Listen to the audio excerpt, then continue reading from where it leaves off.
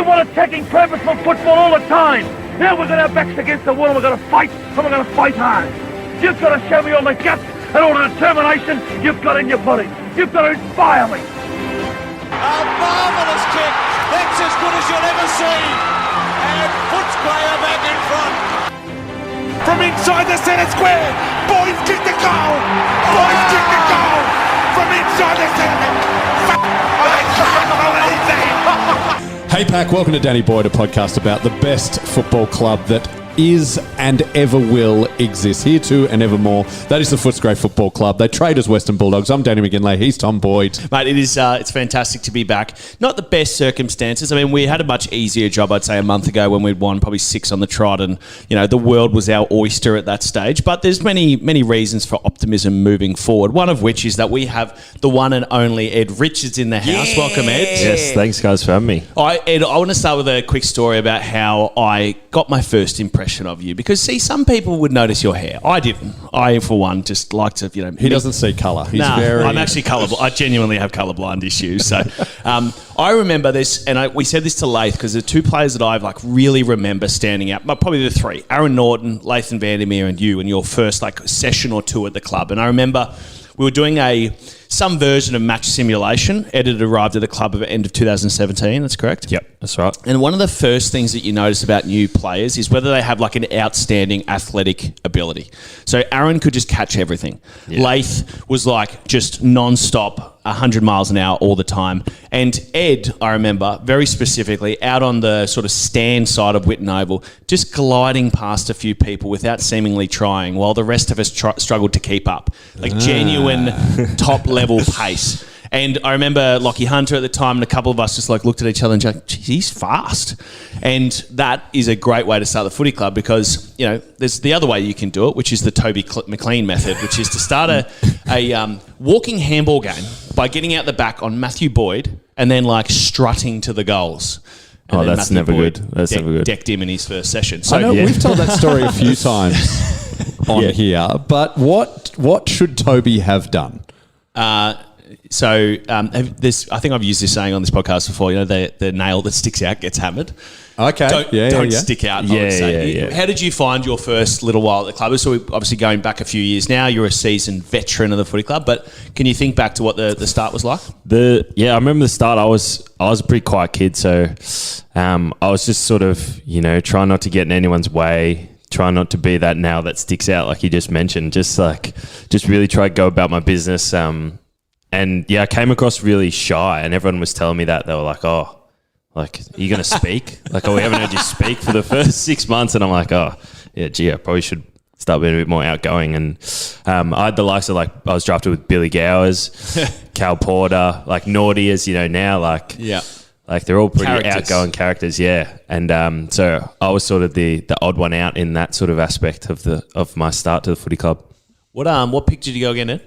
I was pick 16. Yeah, so good year, good number for the Dogs. Yeah, great number. But also, a really high pick, right? There's a certain element, and I probably had a different version of it. But first round picks have a bit of a aura about them coming into the club. And I don't know about you, but in my journey to the draft, everyone basically said, turn up, don't say a word, get the respect of your teammates on the training track, and then it'll all flow from there. Was that the same message that you received? Yeah, pretty similar message. I mean, I didn't really know what to expect going into an AFL club to start with anyway, and it was it's just so different to anything and then you get there and you just want to put your best foot forward, and sometimes that doesn't happen, but in my case I was lucky enough to be able to play a few games in my first year as well.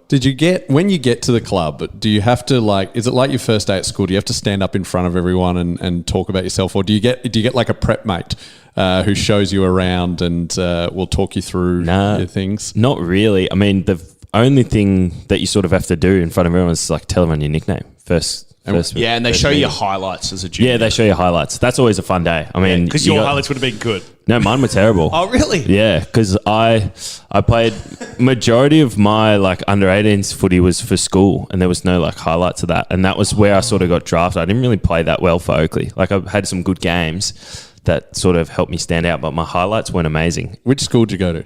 I went to Carey. Kerry Grammar. Yep. Kerry Ferry. Wow, You a don't- private school. Who would have guessed? Oh, yeah, yeah. Yeah, another one. Another private school boy. Is there any state school kids in the AFL?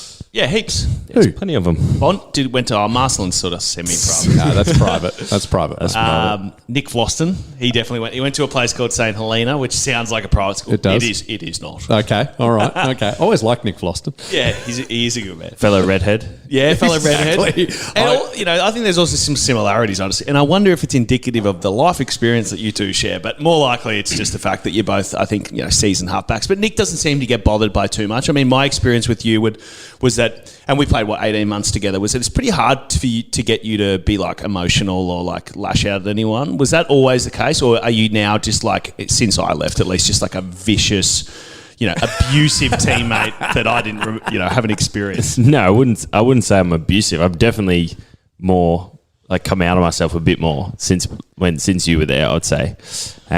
But yeah, as a kid, I was always pretty fiery, and it sort of took me everything to sort of calm down coming into high school and everything. Really, have you got like a Hulk rage in you? Yeah, a little bit. If you ask my mum, she would tell you that. Well, speaking of, okay, there's so many things we've got to get to. I mean, what I'm actually, hey, listeners, by the way, grow up, a lot of you. We put out listener mail, and there's a lot of, of course, we want to know about your injury and, when we can see you back on there. There is so much redhead gear. Yeah. You'd think it'd be not that interesting anymore. As a carrier of the gene, my beard used to be red before the grey kicked in. My brother is a redhead. I have cousins who are redheads. Okay, I will give this is a genuine question from one of our overseas listeners. And then we'll move on. And okay, all right. Well, there's two good redhead questions. We'll I'm going to go finish with. on one. Yeah. Okay. Well, actually, what nickname did you give to the club? I was Richo Okay.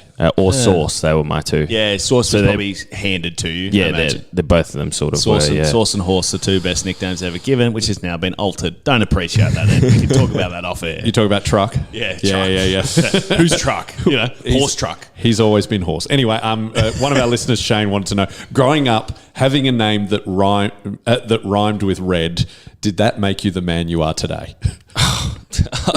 Gee, it's an interesting question. I mean, I've always gotten red. It's sort of, people like just subconsciously say red sometimes. So when it's like Ed, they're just like, oh, red. And they're like, oh, I didn't actually mean to say that. But I mean, I suppose it works because you got red hair. And I'm like, yeah, well, bloody hell. It works. Well, and genuine question from one of our overseas listeners. This is why I wanted to bring it in. This is Overseas, from, whereabouts? Canada. This is Fraser. We have some footprint Wow. all over the globe. And look, Have a it look may at only it. be one person in each of the countries that we have around the globe, but we That's still right. have around the globe. We had one download in Vatican City, and I just want to know, it was The Pope's listening. I hope Wow, that's Francis is a awesome. big Dogs fan because George Pell was a Tiger, so no good there. Fraser is also a redhead.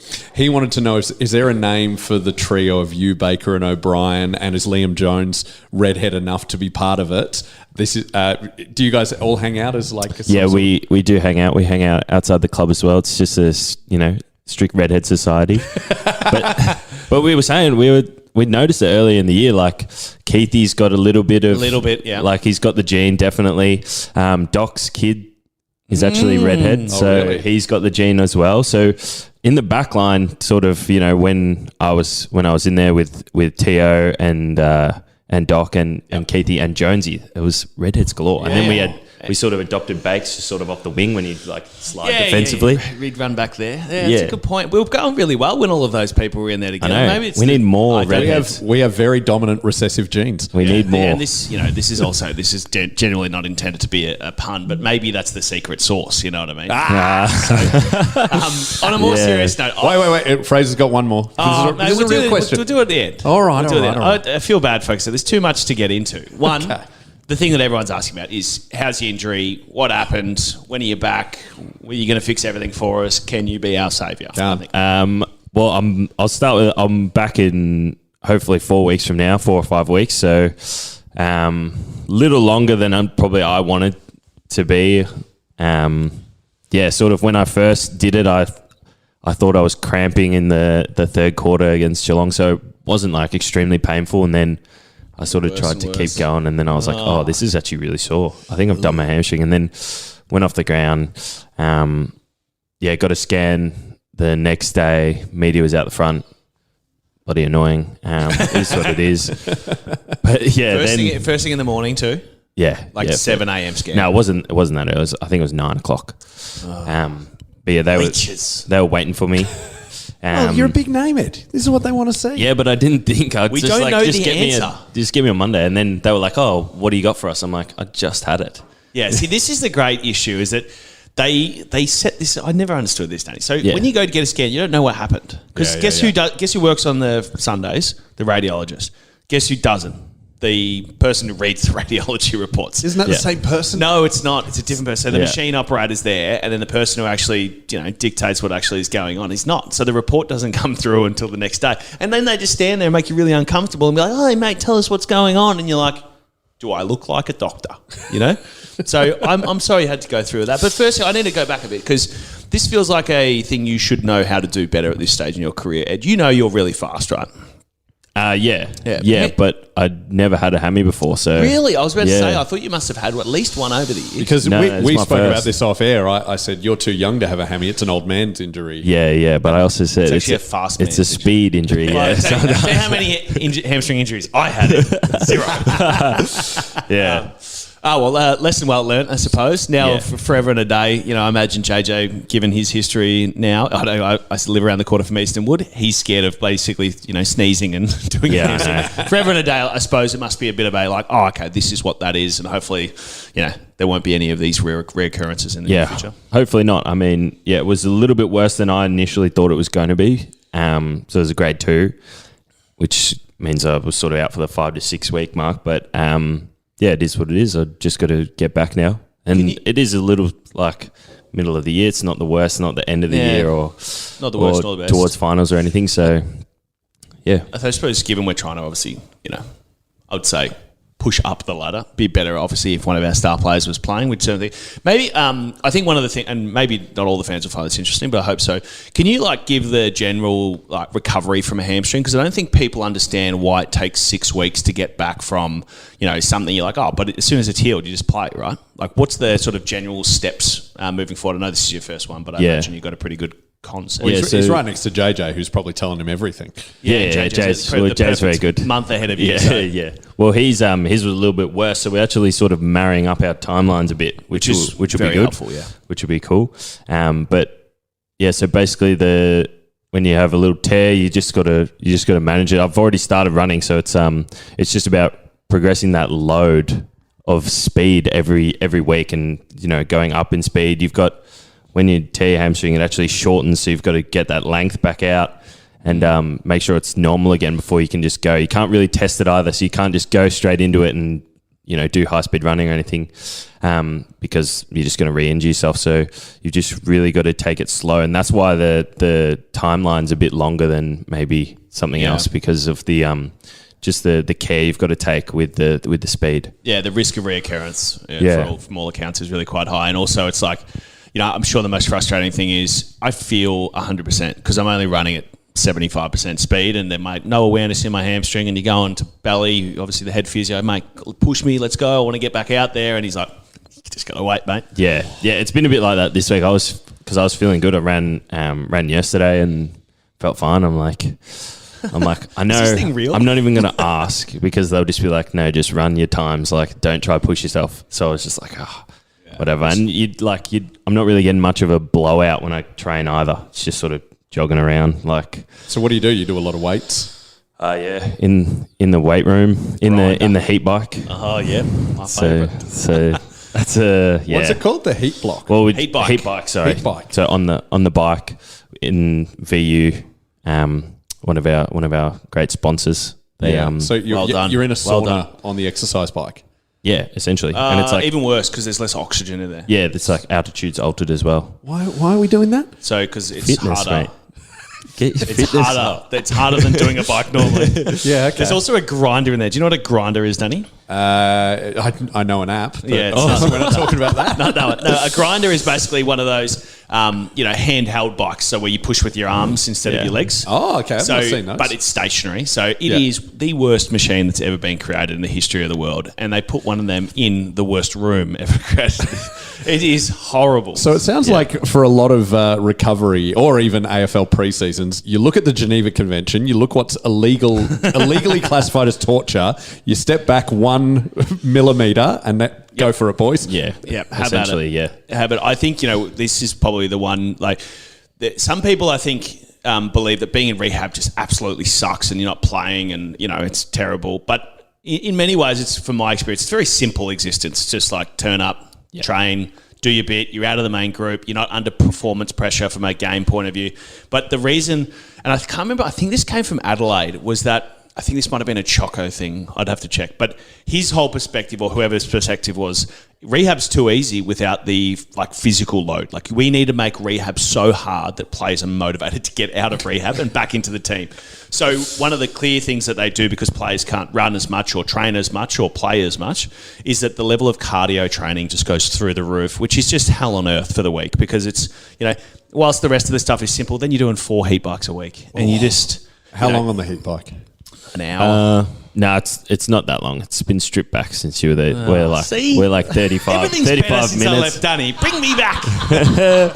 Like 35 minutes. We'd like 40. I reckon 45 would be the max, but that's when you're like very start of rehab, because you sort of got to taper it off before you start running again, because you can't be too cooked. Can't do an Unless hour on you're the Mitch bike and Wallace. then run the next day. Well, Mitch Wallace is a different breed. Like, he'll do half an hour warm up and then he's ready to go for the next hour and a half. That man has challenges. And so, what's your thought? What's the vibe around the club? I mean, we've had 3 pretty frustrating losses. I mean, we haven't been thumped. We've just and we've stayed all the way to the end, and then we just drop off. What's But I mean, this is a question over for both of you. As the intelligent men in the room. I mean, I'm happy to blame umpires, but I'll let you guys. Well, maybe I'll throw to you, Ed. From what I've seen in the last few weeks, it's just like we're just missing like a tiny bit of class, like a tiny little bit of 4 or 5 moments where we just find the right target and we kick a goal, and our life becomes abundantly easier. And when you stack up those moments over the course of a few weeks, it looks really bad, because it's like there's 3 losses and there's much commentary about our inefficiency finding targets inside 50. Without sharing any state secrets, is there sort of an overwhelming theme of focus at the moment that the team is sort of really doubling down on? I mean, everything's important, but is there sort of one thing that Bevo's been hammering home? Yeah, I think it is sort of that polish. I think we've been playing pretty good footy. It's when you have, you move the ball up the ground, you get a set shot inside 50, you might miss that set shot, you're actually defending again. So it's like you're using your energy. You're not going back to the start. You're not resetting with your line group. You're not like, resetting for the next play, you're defending recharging again. Energy, so that whole aspect has been difficult, and not using the ball well out of our defensive 50 as well. Like in the Geelong game, we were pretty poor at that and actually kept them in the game. So it's just, we just got to take care. I mean, it's sort of easier said than done as well, because when you're not going well in that space, like little doubts can creep in. But I mean, the vibe's still good. We're still looking to win every game and dominate the opposition. We're not, going into our shells at all. Like, we're going to come out on the weekend and hopefully get a good win as well. But yeah, the vibe's up. We're just looking forward to getting to the next game. There certainly hasn't been a game in recent memory that I go in thinking we're going to lose. Even that's as an outsider. Every game I'm like, we've got a seriously good chance here.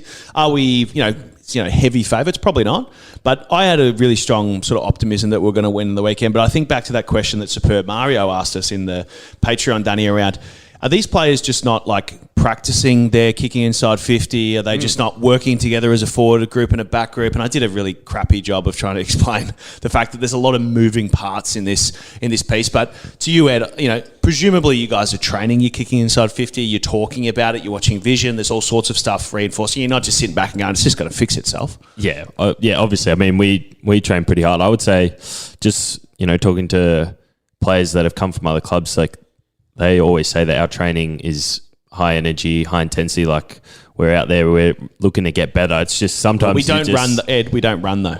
We don't do any running in our preseason. That's what we Dunkley told us. We don't run. I felt really bad because everyone all. attacked Dunk so bad about that comment, I know, and I was like, I came from the Giants to the Dogs. We didn't run like bugger all compared.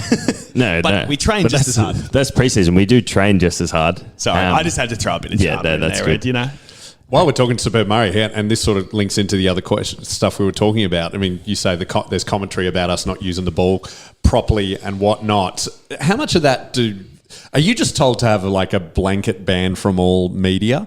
Or do you actually, do you catch a bit of 360 and go, no, I disagree with that? Or, that's fair? Or is it just block it all out and trust the process? There's no ban or anything. It's you do what you want, really. But I don't watch 360 or anything. I don't watch what are the other shows, like On the Couch or whatever. Like, Yeah. Do you watch Front Bar? They don't interest me. Yeah, that one's funny. So it's Thank you. It's got humour, so it's good. So So he's got a great comedic writer behind the scenes. One of the best. Adam Rosenbach's is all right. I totally agree. Like, it comes back to horses for course. Like, some people love it. Like, they watch every game on the weekend, and they feel like more information is better information. Like, I was always in the same basket, I think, as you had, which is like, what am I going to get from On the Couch that's going to help me play better on the weekend? Or, by the way, what could I be doing between 8:30 and 9:30 that might be better than watching these guys talk about, like, whatever drama's going on at the AFL at the moment? And it's always the blokes that have, they're past it now. Like they're not playing, yes, so. I did a gig with Kevin Bartlett on the weekend, and he is firmly of the belief that the best generation of football is behind us. And I think I totally get that. He's an absolute legend of the game. But I would love to see many of the greats of the game play in this modern era with the pace and the speed that's required to play it the way that we do now. Yeah, I feel like it's so even at the moment. Like, every game is a tough game. Like, you're not going to go out there on the weekend and be like, okay, like, you got to take everyone seriously. You're not going to flog anyone by 100 points except for, the two of them, West Coast and North. Maybe West Coast. I'll say it because you should. Maybe West Coast, but we got North this weekend. We got to treat them with as much respect as anyone else. Like, they always do fire up an against even us. Competition. Yeah, we've had some good games against North in the past. Yeah. How many years are you in now, Ed? This is my 6th year. Most even competition you've seen? Yeah, definitely. Yep. Except for Collingwood, surely, who are just Collingwood lost on the weekend. absolute flag favourites. This is the thing I'm doing now. I'm always pointing out that Collingwood are unbackable flag favourites just to jinx them more and more. Well, we need you to continue explaining the inside baseball that you've got going on in your own head. Nobody else I can't mind read Nobody else you. is up there. You players don't understand what goes on in a fan's mind. Can I have a bit of respect, please? Yeah, okay, sorry. But and maybe I'm trying to think of the nicest way to phrase this. I personally, let me just say what I think. I don't think I've ever seen a team like West Coast. Like, in my entire, I played at the Giants. We only won 3 games. We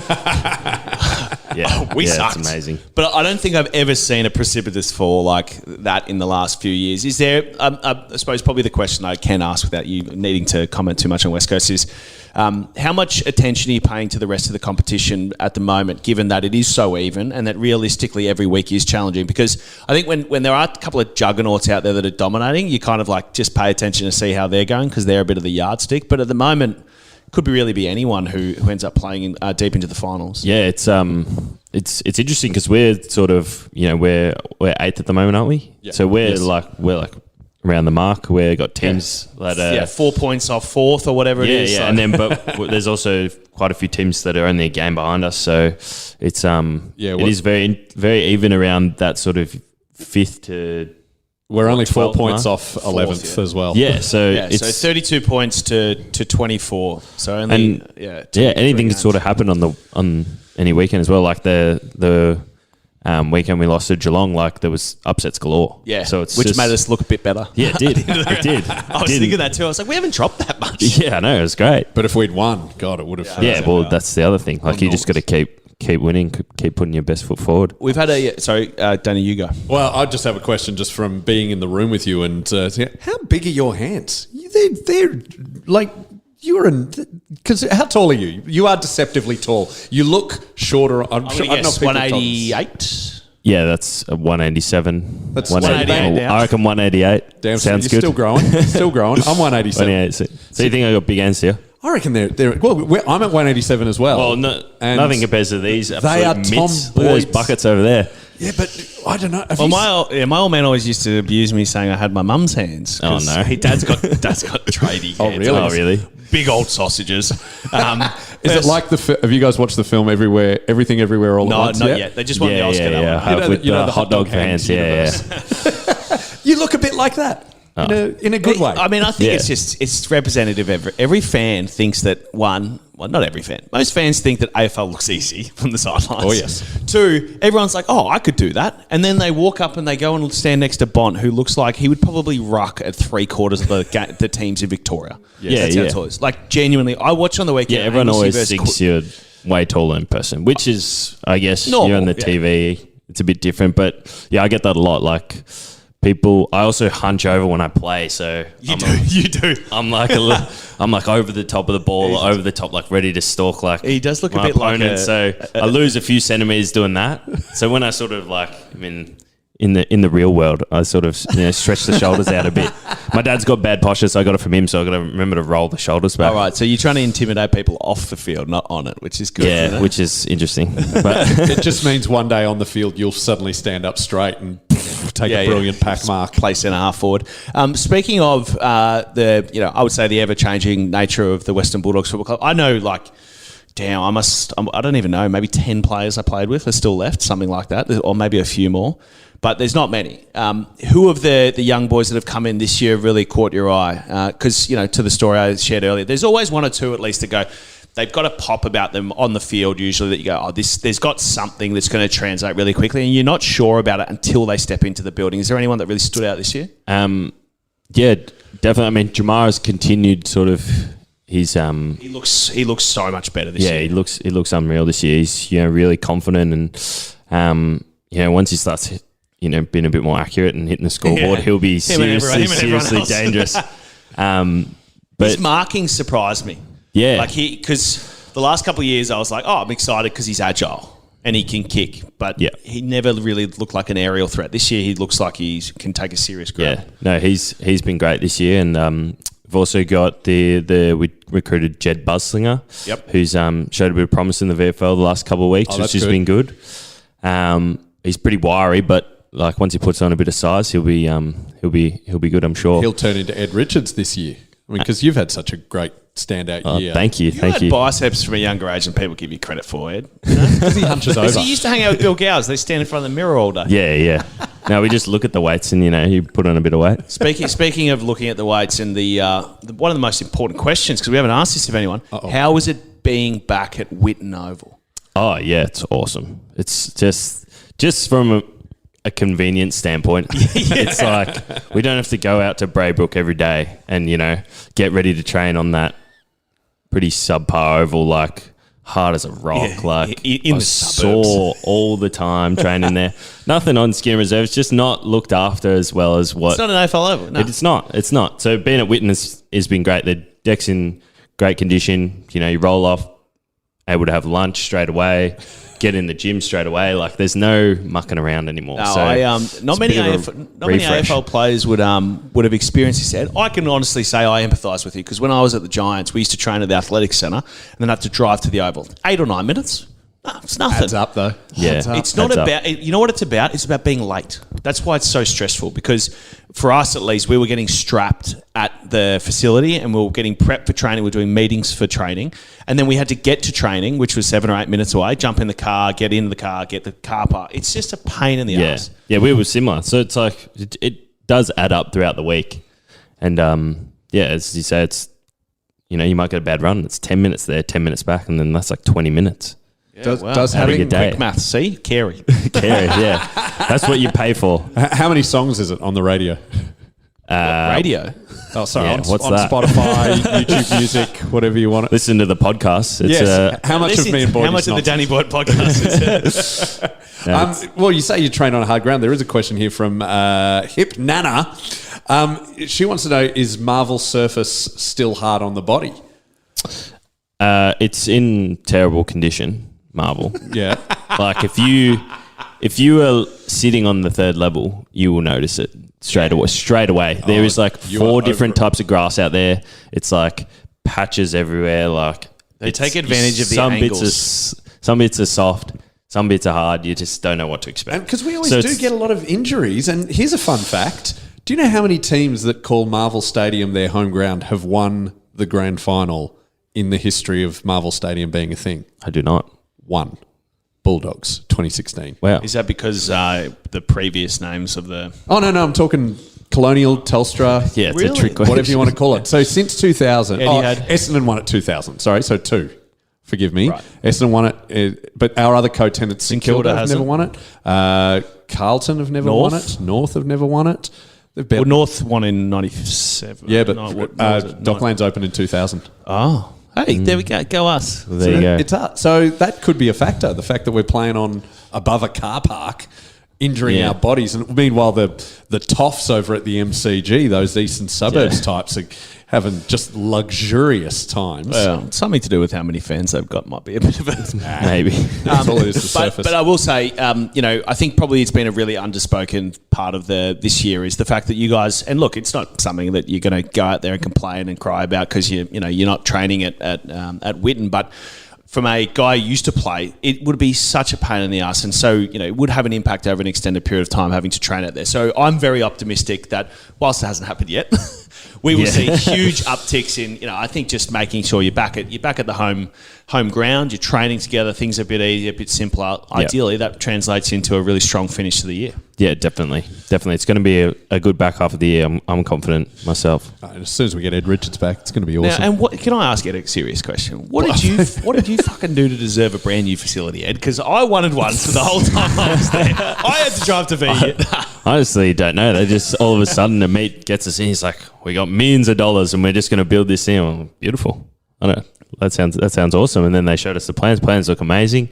It's taking a little bit longer. I reckon every time I look over at the boys doing the construction, they're either sitting around, standing around, or they're, I was hoping you was going to say that. or they're not there. They haven't been there the last few days. Like we've been there, and it's like I get it. Monday was a public holiday, but then like they were off at It's like Easter, 1 o'clock on Friday. It's like Easter, Apparently mate. they get off at 2 on Fridays, but they were gone by 1. There's still an hour to do something, surely. Yeah, well, they're not translating into high-performance workplaces. By the way, it just seems like the steel fabricators were there, and then everyone else has just potted around since. They put the frame up, and off you go. Yeah. It's because we're getting a big chunk from Maribyrnong City Council, aren't we, as well? Yeah, I believe State so. government. Well, there we I go. believe so. A state, like everyone's chipping in a little bit, I guess. Well, yeah. These are public servants. A little bit. What do you expect? It's almost all coming from one place, but yeah. Peter Gordon. No. No, it's come from the state government. State government funded it. Oh, well, thanks, Dandrews. Let's go to some more listener mail, unless you have any more pressing issues. And there's some questions I'm going to open up to both of you, because they're just exciting. Because there's been a lot of current injured star and ex-injured hack. Hey, I've told you many times you are A hack now. Current day hack. Yeah, so you're ex-injued hero, current day hack. How's that? Yeah. That works. Current injured hack. That works, You know good again. No, never any good. There's a few from kids here. So, like Kobe, aged 11, wants to know, do you have any rituals before or after games? And who's your favourite player to play with at the club? Rituals before, I try to keep it pretty simple, so I don't really have any rituals beforehand or after or anything. I'll probably get a little cheat meal after, I would say, maybe a bit of KFC or something. Yeah, mate, that's sometimes fine. you'll come back, I suppose, to the east side, which is a bit easier because it's a bit tough. It's like midnight when you get out of those joints after a night game. It is. So I've been smashing Sal's, the New York style pizza. Oh, yeah. Been really getting around them. There's one on Sucker's Swan favourite Street. one, wasn't it? Yeah, Suckers used to love them. Yeah. So I'd say, that's probably post game, but no pre-game rituals or anything. Just try to keep it simple and rock up to the game and see how I go. All right. Favourite player. Yeah, And my favourite player to play Here's how you with. make some enemies. that's right. He's injured. This is the Might change when he comes back. hard-hitting- JJ, who's also injured. Let me have a think. Oh, this year it's probably been Liam Jones. Just Oh, nice. like I get to play alongside him down there. And you don't have to play on your man because he'll save you. I mean, it's unbelievable some of the stuff he does. Like you just think he's out of it, and then like I'm getting back on defense, and then all of a sudden he comes over the top, big spoil or intercept mark, or just crashes in, hurts his opponent. So it's always a luxury having blokes like that with. Like, It's like playing with Easton unbelievable- back in the day. Yeah, It's just like, I've completely stuffed this up. I'm definitely getting a mark taken. It's That's savior. what I meant to happen. Savior. I'm just getting out of his way. Are you doing anything outside of footy at the moment, Ed? I was doing a little bit of coaching just with the YJFL rep squad. So one of my coaches My boy plays in the Wow. YGFL. So that's under 12s, right? I was doing under 15s. Right. Oh yeah, My second boy into plays league under into. nines, so Oh, really? What team's he in the? Northcote Cougars. Oh, They have a terrible coach. Yeah, I absolutely. never come across the Northcote Cougars in I my took- time. I was a Hawthorn Sits boy. I had to explain to the coach of the Cougars, Danny, what 5-star handball was. Oh, Jesus. Yeah, I know. He's got no That's, idea. that's literally coaching 101, isn't it? Yeah, it's like 0 or 1. If you don't know this, you can't coach. Seriously. Oh, well. If you look at our win-loss record, it's fairly obvious I can't coach. Yeah. Well, so I was doing that with just one. So my coach for Carey first AD, and he's done coaching sort of Who was all that? over Victoria. Vince Dottoli. Okay. Good name for a coach. Oh yeah. Yeah, he's good. He's a great guy. Gets results. He's a great guy. So he got me along just to do a couple of things with them, which was good. They just finished. They had a game on Monday, which I missed, but they also had a game Saturday, which they unfortunately lost to the South Metro Junior Football League. Oh well, Those pricks. Yeah. Oh, the AFL probably So you've passed. you got this leadership skills. One question we did get from Tim. Do you reckon you could be captain one day? You've got a bit of a Bob Murphy style. Don't take into account. Do you want to be captain one day? No, 'Cause I that's don't a different think so. question. Yeah, if so Boydie becomes president of the Dogs. Danny's CEO. I'm the CEO, and we approach you and say, "Hey, Bont has just retired after winning 5 premierships and 4 Brownlow medals. In a row. We think you would be a great leader. Would you accept our proposal?" I mean, if it was, if the stars aligned and it was my duty to become captain, Excellent. like, of course I'd take on the role. But I mean, Bonte's still young. You always forget. totally, I'm more than happy for him to be my captain for the rest of my career because he's just so good and so inspirational. And, so who wants to deal with that shit anyway? like the captaincy right now, I'm only 23, so I'm looking to just cement my spot in the team and just play good footy. I don't think I need that extra. No, that's fine. extra You bit. are doubling down on a very important thing. It is such a luxury to have Marcus at the club. Like, Oh, yeah. because you've got to remember that not beyond his unbelievable playing capability. And I think one of the things that really stood out to me against Geelong, and you don't have to share the inside word, but it was clear that Marcus was a bit proppy, and him trying to find space seemed harder than it had been in previous weeks, and it just makes an impact on how we play. But aside from that, just having someone to take all of the heat and be that consistent player who can message the media, deal with all of the stories and turn up and just play good footy, such a luxury for the team and the football club because someone has to do it, Yeah. and it wears most people down. Yeah, definitely. I feel like, the captaincy is such a hard role. You don't really know how much you have to actually do until you're captain and you're like doing it all. And he's So- delightful all the time. Yeah, he's really great. Best player you've ever played with? Yeah, easily. Yeah. Tim also wanted to point out, this is more a statement, but I think you two will both like it. That goal you scored against Geelong, he said as you kicked it, in his head he heard from inside the centre square, Rich has kicked a goal. One of the things you get to do when you finish it and you retire, you just start making shit up. So now I kick the ball from inside the centre circle. Which I was going to go I back remember with it that AI. way. What do you mean? I'm just going to change BT's commentary to say inside the centre circle. Marcus wants to know, it could be the Bont, who knows? Most likely. Actually, can I put this I'm going to put this to you as well, Boydie, because I had to think about this as a fan's perspective. What's the most satisfying win of your AFL career? It's a tough one. Boydie, do you have one that jumps at? Is it the prelim. Prelim. Yeah, okay. See, for me, like prelim was just such a dam breaking, amazing moment. Grand final, you played your whole life maybe you're right. for it. Satisfaction is probably it's the most relieving.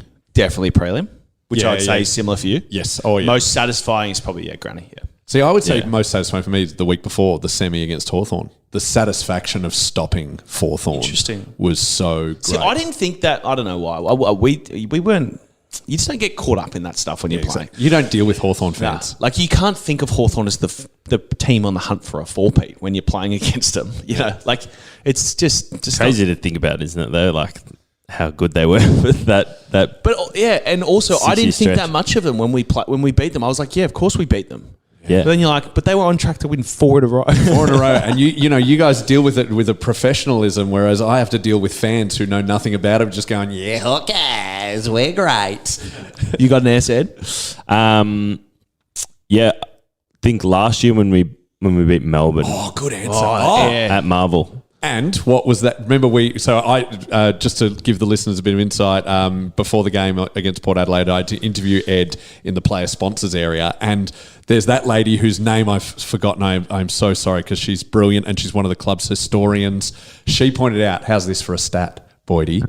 That game against Melbourne, where we won, was actually the 1,000th for Ed's family. For all the Richards and the Panams? Yeah, the Panams. Who are yeah. the Panams? They are on your mum's side, obviously. No, they're still my dad's side. So they are Ronnie and Lou, who are the Richards? We need a photo. We need the Collingwood we need fans. a tree. Their grandfather Charlie and their great uncle Albie. I actually don't know the inside outs of it all, but they're like. They played for Richmond Collingwood as well. If this was a professional podcast, it'd be the one where like the family tree pops up.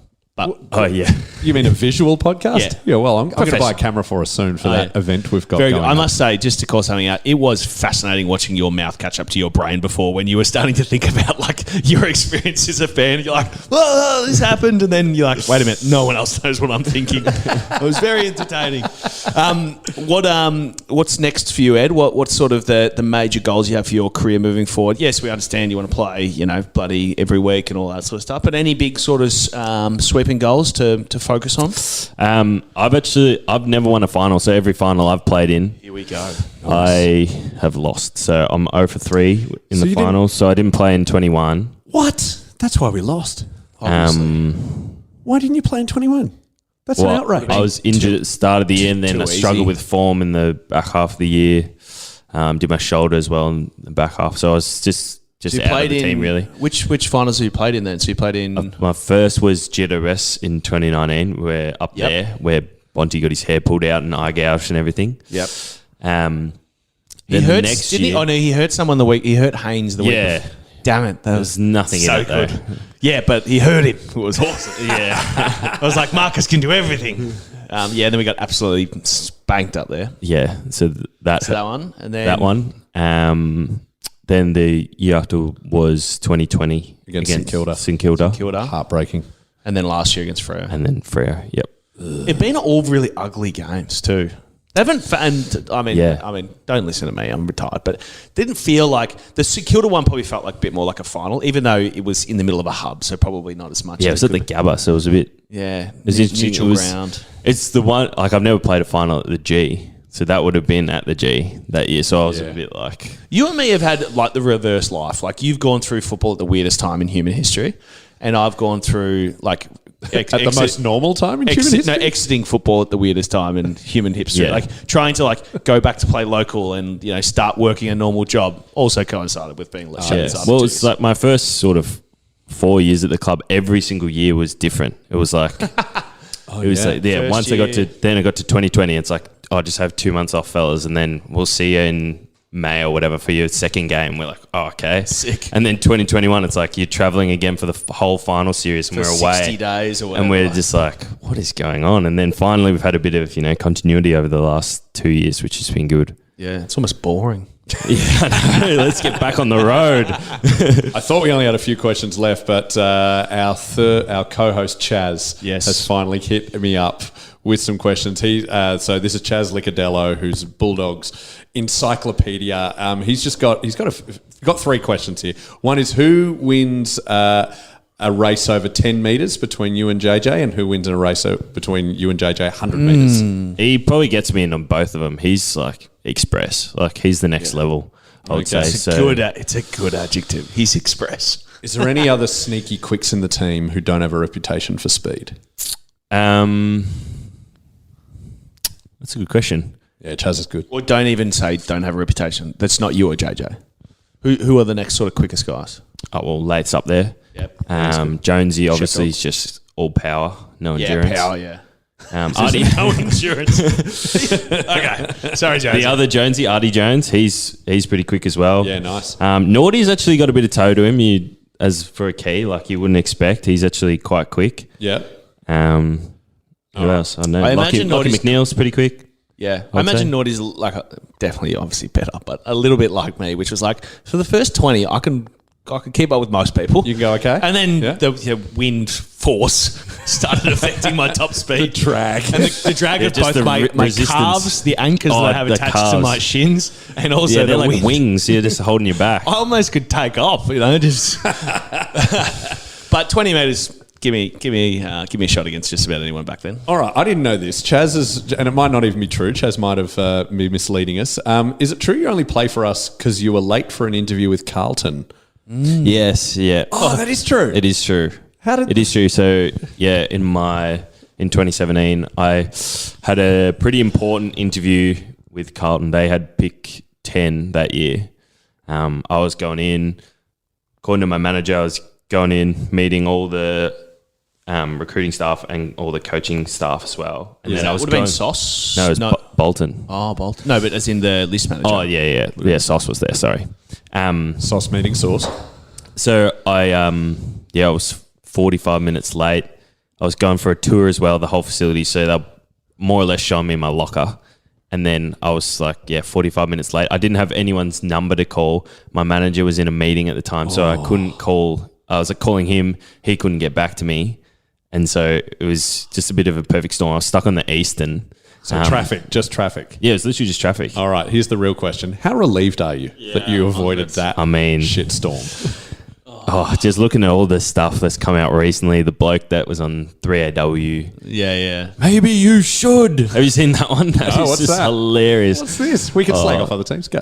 It's just this this supporter. I think he's on 3AW or one of the AM radios. Just SEN maybe. just absolutely abusing them, saying they're not playing for the fans, they're not playing for the emblem, the navy blue and white. It's All it's reminding so me of it is a bit of relief. I mean, it must have when I sucked. got there, at the time it was the worst thing ever. Like when I got there, Bolts was sitting there.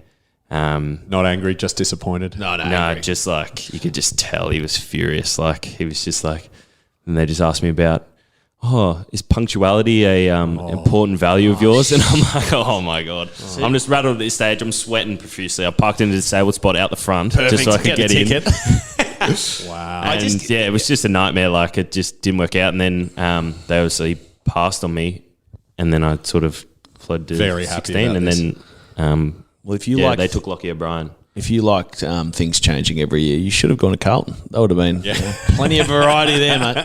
But also, I know. being late for things in the normal world is not good. Being late in football is like, It's the end of the world for some reason. what is the deal? I don't get it. I think I was told this story a couple of times. I once was late for a meeting in my first year at the Bulldogs because they scheduled a massage during this ad hoc meeting that popped up.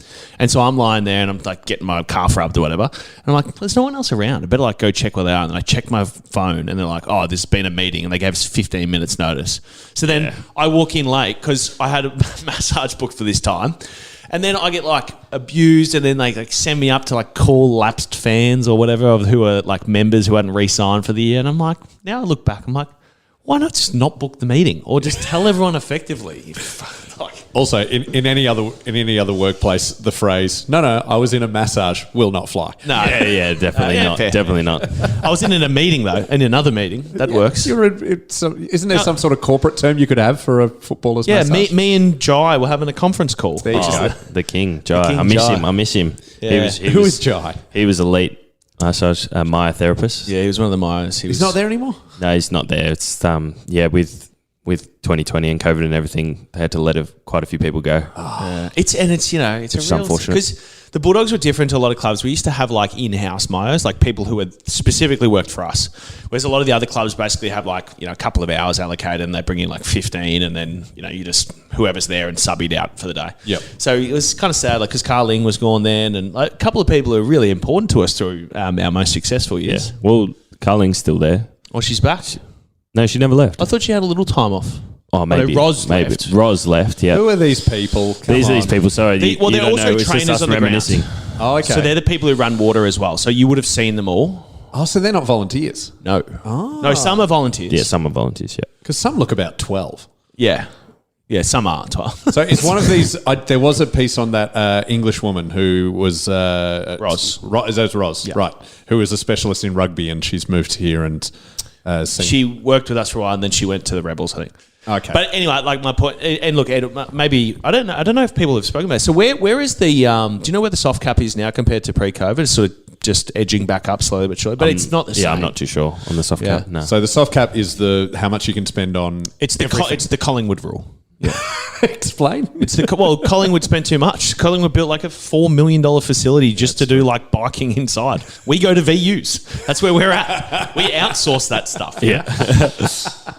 We better wrap up, Danny, because Yes. one, I need to go and do more meetings because life after football is a bit different to having days off during the week. But equally, Ed's time is obviously very precious to us. What's the final thing we need to find out? What was that last question that you had earlier? Or have you got from Fraser the Canadian. Well, he just because he's thinking of moving to Australia because he loves Aussie rules so much, and he just wanted to know what is the SPF for fair-skinned lads in Australia these days.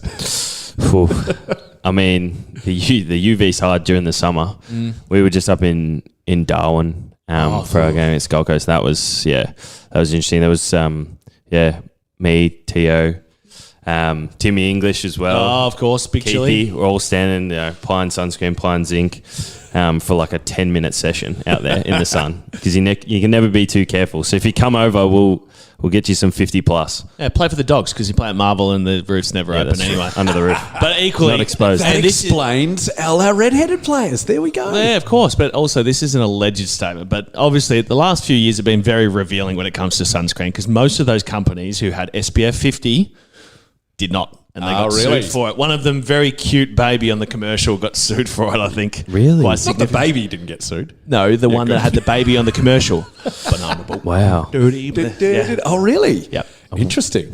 All right. Well, so just quick announcements we have before we wrap this up. We are doing a Patreon-only watch-along party for the when we play the Swans. Correct. In about 4 weeks' time. It'll be myself and Boydie on something like Twitch broadcasting. So you will still be able to watch the game on your TV. We're not broadcasting the game. We don't have the rights. No. But we cannot afford that shit. We will have I believe it's called sidecasting is what they say it. So we'll be watching the game and you can interact with us, talk to us, and we'll be talking along with the commentary. We won't be attempting to commentate over the top, but giving our opinions. Watch along. And all Patreons are invited. If you'd like to get involved, it's start from just $5 a month. It's so cheap. Yeah, it's basically making money, Ed. Well, you would suggest that too, wouldn't you? Bloody oath. Absolutely. Get involved. Ed'll be there. Get onto the Patreon. Ed will probably, we'll decide him as a special guest. He doesn't know that yet, but maybe he'll be back from his injury, maybe not. But there'll also obviously be the chat function on Twitch, so we'll be able to interact with things going on during the game, which is always exciting. Danny, have you got any live shows coming up? Are you doing any comedy at the moment? Well, yes. This weekend you can see me at the Basement Comedy Club, which is in its temporary venue at Beer Deluxe at Federation Square with some great comedians. Tom Ballard. Oh, actually, one thing I do should plug. Next Tuesday, I'm going to be helping out with the Asylum Seeker Resource Centre for World Refugee Day, raising money for those people in Footscray, the great work they do. So please donate if you can. I've just thought of another plug that we just can make up. Me and Danny obviously do a lot of work together, and I recently have been doing lots of Sportsman's Night, Danny, and there's always a comedian and a footballer who come along. Why not get us both down there at the same time? If you want to hit us up for a bit of comedy and also a on-stage interview about what it was like to be a premiership player at the Bulldogs and all that great stuff, get us along. Clubs of the West, come to the party. Yeah, grand final week. I'm pretty free at this point. There you go. Ed, anything to plug? No, just looking forward to a good back half of the year. Look forward to playing finals because 1 week at a time. We'll be there. We'll be there. Yes. And yeah, we've got the game against North. Everyone rock on down. Bring your friends. Bring your family.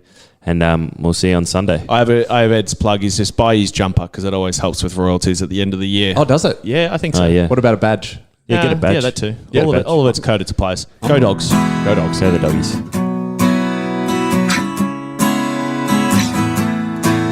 Give my childhood to that roar of the red, white and blue sea, and the knowledge that you had two loves, the Bulldog boys and me. 20 years on, I feel that longing hanging in September air, but the reason I go every week is to pretend you're still there. And they will find the glory one day, and I will throw it at your feet. It's a long, long road they're running for you, the dogs of Footscray streets.